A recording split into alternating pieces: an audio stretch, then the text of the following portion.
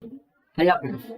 Today in this video I will show you how to insert convenience store symbol in Word. So this is very easy and simple way.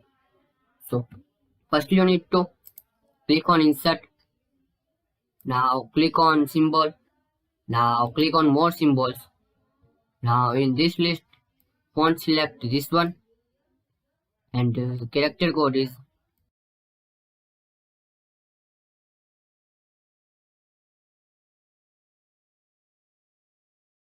this character code is 1F3EA. Just type this code and click on insert.